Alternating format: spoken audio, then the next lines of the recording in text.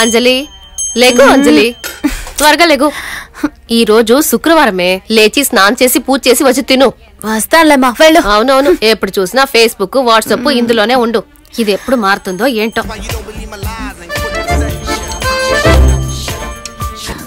Hello, నేను శివన్ మాట్లాడుతున్నాను. మాట్లాడు. బైక్ ని కనిపెట్టాను. నా బైక్ దొరికిందా? హలో, వినిపించట్లేదు. హలో హలో హలో, నిన్ను చూస్తేనే తెలుస్తుంది 1వ నెంబర్ యాక్టివిస్ట్ అని. ఏంటి లుక్, ఎన్ని బళ్ళు కొట్టేసావు? 1వ నెంబర్ అని ఎలా టీ షర్ట్ మీద నెంబర్ 1 అని వేసుకున్నాడు రమేష్.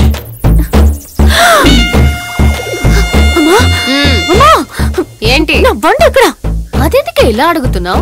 అమ్మా, నా బండి ఎక్కడా? అయ్యో, మీ నాన్న తీసుకువెళ్లారే. ఉదయం నుంచి ప్రాణం తీస్తోంది. హలో, ఎక్కడున్నావు? ఇక్కడే బీచ్ రోడ్ లో ఉన్నాను. బండి నెంబర్ ఏంటి? ఏమండి, మీ బండి నెంబర్ మర్చిపోయారా? PY01CJ2832. హలో, అది నా బండి నెంబర్ కాదు. నా బండి నెంబర్ 3344. ఏమండి, విజయ్ ఫోటో కూడా ఉంది. విజయ్ కి ఊరంతా ఫ్యాన్స్ ఉన్నారు. వాళ్ళందరూ ఫోటో అంటించుకుంటారు. అవన్నీ నా బళ్ళు అయిపోతాయా? అది నా బండి కాదు. ముందు నా బండిని కనిపెట్టు. హలో, చెప్పరా? నేను కూడా పీకుతా. ఏంటి అలా చూస్తున్నావు? చూస్తావా? ఇలా రండి. ఉండండి బాస్, నేను రమేష్ జాలీగా ఆడుకుంటున్నావు. భలే దొరికాడు. రండి. నువ్వు ఇక్కడే ఉండు. నిలబడి వచ్చి ఆడుకుంటాం. ఏంటి బాస్? ఈ తాళాలు ఆయనకి ఇచ్చేయండి. ఈ బండి తంది కాదంట.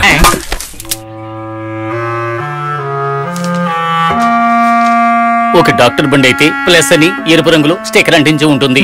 వకీల్ బండి అయితే నలుపు కలర్ లో టై స్టిక్కర్ అంటించి ఉంటుంది. పోలీస్ బండి అయితే ఏం చెయ్యాలి? ఏం చేసి ఉండాలి? కాకి కలర్ లో టోపీని స్టిక్కర్ గా అంటించి ఉండాలి, లేదంటే లాఠీని వేలాడదీసి ఉండాలి. అది మానేసి యాక్టర్ విజయ్ ఫోటో అంటిస్తే మేము ఫ్యాన్స్ బండి అనుకోవాలా లేక పోలీసు బండి అనుకోవాలా? ఏంటి రమేష్, నేను చెప్పింది కరెక్ట్? మాట్లాడకుండా ఊరికే ఉండాలి. ఊరికే ఉంటే దాని పేరు నోరు కాదు రమేష్. మీ నోట్లో లాఠీ దిగుంటే తెలుసుండేది. మీకు లాఠీ సరిపోదురా, పెద్ద రాడ్ దింపాలి. మనల్ని బండరాయి అనుకుంటున్నాడు. ఉండి వస్తాను. పెద్ద కర్ర తెస్తాడో ఏంటో. తను వచ్చిందంటే ఉన్న పరువు కాస్త పోయింది. నాన్న ఎక్కడున్నారు? లోపల ఉన్నారమ్మా. సురేష్, ఖచ్చితంగా డ్రగ్స్ కేసే. నాన్న, నేనే సరదాగా బండిని దాచిపెట్టాను. తనే తప్పు చేయలేదు. తన నా ఫ్రెండ్ నాన్న. వదిలే నాన్న, ప్లీజ్. వదిలేదా నీకు? చదువుకున్న అమ్మాయివేగా ఇలాంటి వెధవలతో తిరుగుతున్నావు. సారీ నాన్న. వీళ్ళ పక్కన కూర్చున్నందు వల్ల నన్ను లిస్ట్ లో చేసేసాడు. అయ్యా నమస్కారం. యో, వీడి దగ్గర సంతకం తీసుకుని పంపించేసాయి. సరేనయ్యా. ఏదో ఆధార్ కార్డు మీద సంతకం చేసినట్టుగా చేస్తున్నాడు.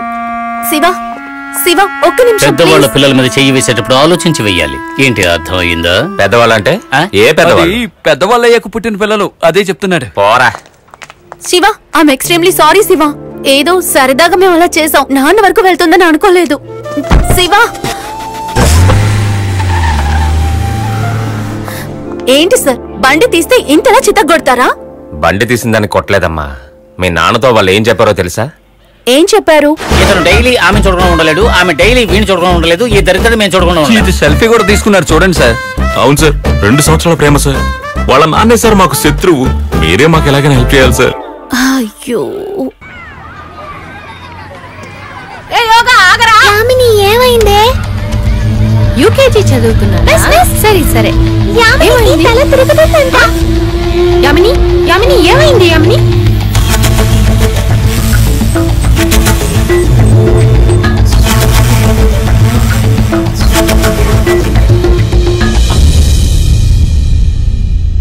ఆ అమ్మాయికి మీరు ఏమవుతారు?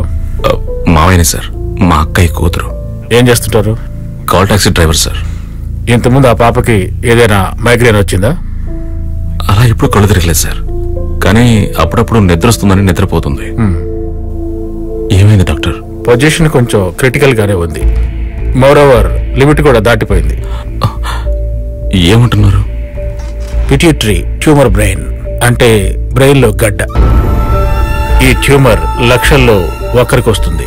ఇమీడియట్ గా ఆపరేట్ చేయాలి. అబ్రాడ్ నుంచి డాక్టర్స్ రప్పించాలి. ఒకటి హెడ్ ఓపెన్ సర్జరీ, ఇంకొకటి robotic surgery or pituitary brain tumour opening. నాకు తెలిసి దాదాపుగా 25 లక్షల వరకు అవుతుంది.